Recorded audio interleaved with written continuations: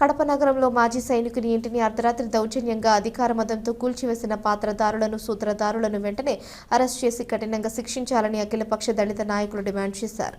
అర్ధరాత్రి ఇళ్లు కూల్చివేతపై సిపిఐ అఖిలపక్షం ఆధ్వర్యంలో కడప పట్టణంలో అంబేద్కర్ విగ్రహం వద్ద నిరసన ప్రదర్శనలు నిర్వహించారు. ఈ సందర్భంగా వారు మాట్లాడుతూ మాజీ సైనికుడు దళితునిది నడిబొడ్డున ఇల్లు ఉండడంతో జీర్ణించుకోలేకపోయారన్నారు. ప్రస్తుతం కడప నగరంలో దౌర్జన్య అక్రమాలు గంజాయి దాడులు పెరిగిపోయాయన్నారు. ఈ విషయాన్ని పదే పదే చెబుతున్న 18 మాసాల పాలనలో కూటమి నేతలు ఎక్కడ పడితే అక్కడ దౌర్జన్యం చేయడం, కబ్జాలు చేయడం, కడప నగరాన్ని సెటిల్మెంట్లకు అడ్డాగా మార్చారని ఆగ్రహం వ్యక్తం చేశారు.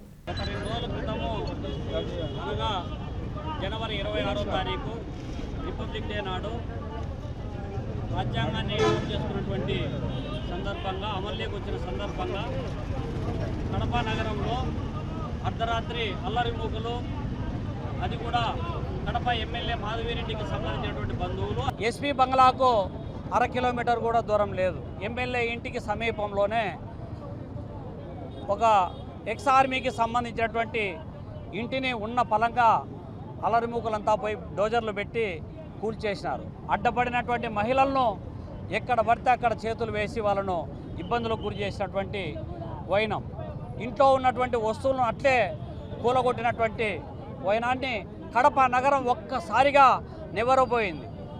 దీనిపైన పార్టీలు, ప్రజా సంఘాలు అందరూ కూడా తీవ్రమైనటువంటి పద్ధతిలో వ్యతిరేకిస్తూ ఉన్నారు, నిరసన వ్యక్తం చేస్తూ ఉన్నారు. అందులో భాగంగానే ఈరోజు బాధితుని ఇంటి దగ్గర నుంచి అంబేద్కర్ సర్కిల్ వరకు నిరసన ర్యాలీ, ఆందోళన కార్యక్రమాన్ని నిర్వహిస్తూ ఉన్నాం.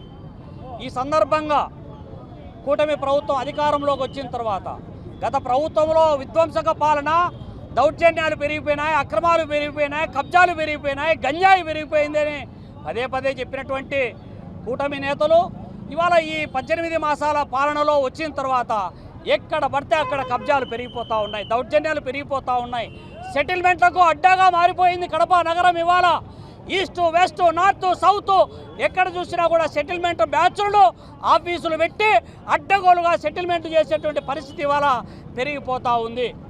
బాధిత కుటుంబంకు సంబంధించినటువంటి 20 ఏళ్ల క్రితం ఉన్నటువంటి ఒక సివిల్ డిస్ప్యూట్ను, ఆ సివిల్ డిస్ప్యూట్లో ఉన్నటువంటి ప్రత్యర్థులు ఎవరైతే ఉన్నారో వాళ్ళు పోయి ఈ ప్రాపర్టీని ఎమ్మెల్యే అనుచరులకు అమ్మేసినాం, బంధువులకు అమ్మేసినాం అని చెప్పి చెబితే బాధితులు పోయి ఎమ్మెల్యేకు పోయి మొరబెట్టుకుంటే ఎమ్మెల్యే భర్త శ్రీనివాసులు రెడ్డి టీడీపీ పొలిట్ బ్యూరో సభ్యులైనటువంటి ఆయనకు మొరబెట్టుకుంటే దీన్ని సామరస్యపూర్వకంగా పరిష్కారం చేస్తానని చెప్పిన 2 రోజులు 48 గంటలు గడవక ముందే ఇండ్లు కూల్చారంటే దీని వెనక ఎవరున్నారో స్పష్టంగా అర్థమవుతుంది. దీని వెనక ఎన్ని కోట్ల రూపాయలు చేతులు మారినాయో అర్థమవుతుంది.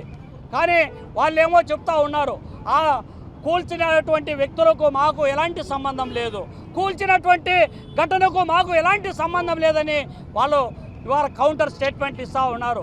మీరు మరి ఈ విధమైనటువంటి సంబంధం లేకపోతే ఇమ్మీడియట్గా పోలీసులకు చెప్పి ఎందుకు అరెస్టు చేయించలేకపోయినారు? సిఐ, 1 టౌన్ సిఐ చిన్న పెద్దయ్య సమక్షంలోనే ఈ కూల్చివేత జరిగింది. ఆయన సమక్షంలోనే డోజర్లు పోతూ ఉంటే సీజ్ చేయకుండా, దాడులు చేసినటువంటి వాళ్ళు కళ్ళ ముందరే తిరుగుతూ ఉంటే వాళ్ళని అరెస్ట్ చేయకుండా ఉన్నాడంటే చిన్న పెద్దయ్యకు ఎంత ముట్టింది, వీళ్ళతో ఎంత నువ్వు ఒప్పందం చేసుకున్నావు అని చెప్పి కూడా భారత కమ్యూనిస్ట్ పార్టీ చెప్పదలుచుకుంది.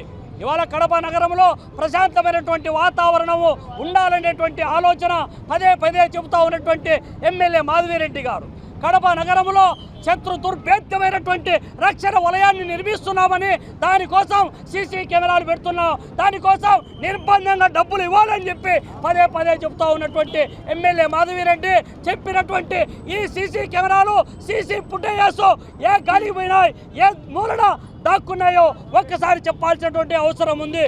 ఈ విధమైనటువంటి ఎంతో దుర్మార్గంగా దళితుని ఇళ్లను కూల్చినటువంటి వీళ్ళను ఇప్పటికీ అరెస్ట్ చేసి రిమాండ్కు పెట్టలేదంటే నీ సీసీ కెమెరాల వ్యవస్థ, నీ నిఘా వ్యవస్థ, పోలీసు వ్యవస్థ ఎవరికి తాకట్టు పెట్టారని చెప్పి మేము అడగదలుచుకున్నాం.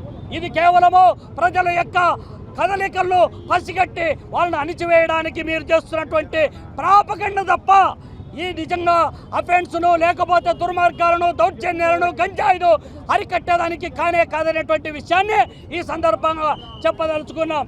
చెప్పేది ఒకటి, చేసేది ఒకటి. ఇవాళ కడప నగరం ఎక్కడ చూసినా కూడా కబ్జాలకు నిలయంగా మారుస్తూ ఉన్నారు, దౌర్జన్యాలకు నిలయంగా మారుస్తూ ఉన్నారు. మరి ఆ కూల్చివేతకు సప్లై చేసినటువంటి ఎమ్మెల్యే అనుచరుల వాళ్ళ అనుయాయులు ఎవరైతే ఉన్నారో వాళ్ళ ఫోన్లకు సంబంధించి కన్వర్జేషన్ తీయాల్సినటువంటి అవసరం ఉంది. ఎమ్మెల్యే ఇంటి దగ్గర నుంచి బయట వాళ్ళు ఎవరైతే దౌర్జన్యాలు చేశారో, ఎవరైతే ఇంటిని కూల్చారో వాళ్ళ సీసీ ఫుటేజెస్ అంతా కూడా వెలికి తీయాల్సినటువంటి అవసరం ఉంది. ఇవన్నీ జరిగే క్రమంలో ఇమ్మీడియట్గా సిఐ చెన్నపెద్దయ్యను సస్పెండ్ చేయాలి. బాధితులను ఎవరైతే దౌర్జన్యం చేశారో వారిను అత్యాచారం కేసులకు సంబంధించినటువంటి అటెంప్ట్ మర్డర్ కావచ్చు, అత్యాచారం కేసులు నమోదు చేయాల్సినటువంటి అవసరం ఉంది. ఎస్సీ ఎస్టీ అట్రాసిటీ కేసు నమోదు చేయాల్సినటువంటి అవసరం బాధ్యత ఉంది. ఆ విధమైనటువంటి చర్యలు తీసుకునే వరకు, బాధితులకు న్యాయం జరిగే వరకు ఈ నగరంలో జరుగుతూ ఉన్నటువంటి ఎస్సీ ఎస్టీ బీసీ మైనారిటీలను టార్గెట్ చేసి మాధవిరెడ్డి అనుచరులు సాగిస్తున్నటువంటి దౌర్జన్యాలకు వ్యతిరేకంగా అవసరమైతే కడప నగర బంద్ కూడా వెనకాడేది లేదని చెప్పి ఈ సందర్భంగా హెచ్చరిస్తా ఉన్నాం. కడపలో జనవరి 26వ తేదీ రిపబ్లిక్ డే రోజు అర్ధరాత్రుల్లో నిర్దాక్షిణ్యంగా ఒక దళితున ఇల్లు కూల్చడం జరిగింది. ఈ కూల్చిన వారు ఎవరంటే ఎక్కడెక్కడో పార్టీల్లో ఉండి కబ్జాలకు అలవాటు పడి, దౌర్జన్యాలకు అలవాటు పడి, దోపిడీలకు అలవాటు పడి వచ్చిన వైఎస్ఆర్ టీడీపీ నాయకులనే నామకరణం చేశాం మేము. వాళ్ళు ఈరోజు మా పేరు చెప్పుకొని మా పార్టీ అండదండలతో వాళ్ళు లబ్ధి పొందాలనేసి ఇలాంటి దౌర్జన్యం, అందులో దళితుల మీద దౌర్జన్యం చేసి దోపిడీలు చేయడమే కాక నిర్దాక్షిణ్యంగా కట్టుబట్టలతో మహిళలను పైన చేసినారంటే వాళ్ళు మనుషులకు పుట్టినోళ్ళు కాదు, మానవత్వం చేసిన రాక్షసులు. అలాంటి వారిని వెంటనే కఠినంగా శిక్షించాలి. ఇలాంటికి సపోర్ట్ చేసే తెలుగుదేశం పార్టీ నాయకులను కూడా పార్టీ నుంచి సస్పెండ్ చేయాలనేసి మేము చంద్రబాబు నాయుడు గారి దగ్గరికి తీసుకుపోతాం. ఇక్కడ నియోజకవర్గాల్లో స్థానికంగా జరిగేది అధిష్టానానికి తెలియదు కాబట్టి మాలాంటి నాయకులందరినీ కూడగట్టి ఇక్కడ ఏమి జరిగింది ఇదంతా కూడా మా అధిష్టానానికి తెలియజేసి తగిన వాళ్ళ మీద కఠిన చర్యలు తీసుకునేదానికి కూడా మేము ప్రయత్నం చేస్తాం. ఈ కార్యక్రమంలో మా దళితుడికి అన్యాయం జరిగింది కాబట్టి అతని కుటుంబానికి న్యాయం జరిగేంత వరకు మేము చివరి వరకు కూడా తెలుగుదేశం పార్టీ నాయకులుగా అలాగే దళిత నాయకుడిగా మేము ఆయనకి ఇళ్ళవేళ్ళ అందుబాటులో ఉండి చివరి వరకు ఈ పోరాటానికి మద్దతు తెలియజేస్తూ సెలవు తీసుకుంటున్నాం. కడపలో మొదటిసారిగా కడప నగరంలో ఇంత దౌర్జన్యకరమైన ఈ కాండ ఏదైతే జరిగిందో దౌర్జన్యకాండ చాలా దుర్మార్గం. అందులో వీళ్ళు ఎస్సీ ఎస్టీలని మైనార్టీలని చిన్న చూపు చూస్తున్నారనే దానికి ఇది ఒక నిదర్శనం. అదే గనక వీళ్ళు బడాబాబుల దగ్గరికి వెళ్ళేసి వాళ్ళ దగ్గర కలెక్ట్ చేయాల్సిన పన్నులు కానీ వాళ్ళ దగ్గర రాజ్యాంగపరంగా రావాల్సిన వసూలు కానీ చేయలేరు. కానీ వీళ్ళను ఒకవేళ ఆస్తి కనుక వాళ్ళదే అయితే ఎవరైతే చెప్తున్నారో మేము మాదే ఆస్తి మేము పగలగొట్టలేదు అంటున్నారు. మీ ఆస్తి కాకపోతే మీరు ఎందుకు పగలగొడతారు? మీ ఆస్తి కాకపోతే మీరు ఎందుకు పగలగొడతారు? ఒకవేళ మీ ఆస్తినే అయితే మీరు చట్టాన్ని చేతిలో ఎందుకు తీసుకుంటారు? ఏమి మీ ధైర్యం? మీరు అధికారంలో ఉన్న పార్టీ మీకు అండగా ఉందనే లేకపోతే ఏంటనేది ప్రజలకు తెలియాలా. అదేదో ఎప్పుడో మనం వింటున్నాం, ఉత్తర భారతదేశంలో యూపీలో బుల్డోజర్ పాలన నడుస్తుంది, ఒక చిన్న పొరపాటు చేసినా కూడా అతని ఇల్లు కూల్చేస్తారని చూసి బాధపడేవాళ్ళం. ఆ బుల్డోజర్ పాలన మన రాష్ట్రానికి వచ్చింది. అందులో మన నగరం నుంచి మొదలు కావడం ఇది చాలా దుర్మార్గం. దీనిని కాంగ్రెస్ పార్టీ తీవ్రంగా ఖండిస్తుంది. కాబట్టి వీళ్ళు ఎవరైతే ఉన్నారో ఈ బాధితులను అండగా నిలబడి ఇక్కడ ఉండే ప్రభుత్వము వాళ్ళను ఆదుకోవాలి. వెంబడి ఏ ఇండ్లు అయితే వాళ్ళు పగలగొట్టినారో ఆ ఇంటిని కట్టించాలి. ఆ పిల్లలకు పుస్తకాలు కూడా తీసుకునే సమయం ఇవ్వలేదు.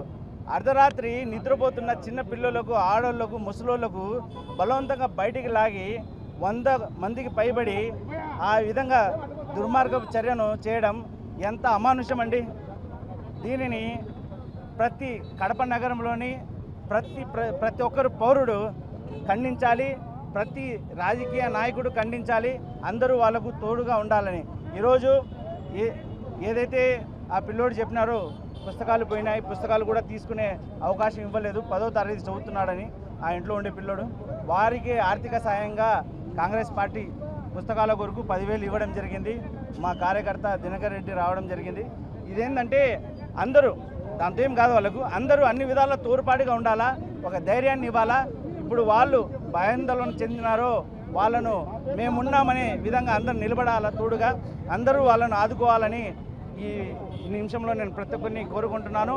అందరూ ఇక్కడితో ఈ ధర్నాలు, ఈ పోరాటాలు ఆగకూడదు. ఇంకా రాను వాళ్ళకు న్యాయం జరిగేంత వరకు కాంగ్రెస్ పార్టీ వాళ్ళ వెంట ఉంటుందని మరీ తెలుపుకుంటూ నేను గణతంత్ర దినోత్సవం రోజున ఈ భారతదేశ సైనికుడైనటువంటి మాజీ సైనికుడైనటువంటి అతని ఇండ్లు దౌర్జన్యంగా అర్ధరాత్రి పూట 100 మంది 2 జేసీబీలతో తప్పతాగి బంగ్యాకు తాగి ఒక దళిత మాజీ సైనికుడి ఇల్లు కూల్చివేత జరిగి ఇప్పటికి దాదాపు 3 రోజులు పైన అవుతుంటే కూడా ఆ 100 మందిలో కనీసం ఒక్కరిని కూడా అరెస్టు చేయలేకపోవడం పోలీసుల యొక్క దిగజారుడుతనానికి నిదర్శనం అని కూడా తెలియజేస్తూ ఉన్నాం. దీనికి వెనక స్పష్టంగా అర్థమవుతా ఉంది. స్థానిక శాసనసభ్యురాలు మాధవిరెడ్డి అనుచరులు కేవలం భూదాహంతో దళితుడు అంగబలం ఆర్థిక బలం లేని వ్యక్తి కదా, ఏమి చేస్తే ఏమవుతుంది లేనటువంటి ఒక అహంకార ధోరణితో కడప ఎమ్మెల్యే మాధవిరెడ్డి తన అనుచరుల చేత ఆ యొక్క దళిత నాయకుడు దళిత సైనికుడి యొక్క ఇల్లును ధ్వంసం చేస్తే ఇప్పటి వరకు తెలుగుదేశం పార్టీలో కనీసం మాత్రం ఖండించే కార్యక్రమాలు కూడా జరగకపోవడం దౌర్భాగ్యమైనటువంటి దినం, దౌర్భాగ్యమైనటువంటి కార్యక్రమం ఇదే. ఒకటే చెప్తున్నాము, వైఎస్ఆర్ కాంగ్రెస్ పార్టీ తరఫున ఈ యొక్క అంశాన్ని వదిలే ప్రసక్తే లేదు.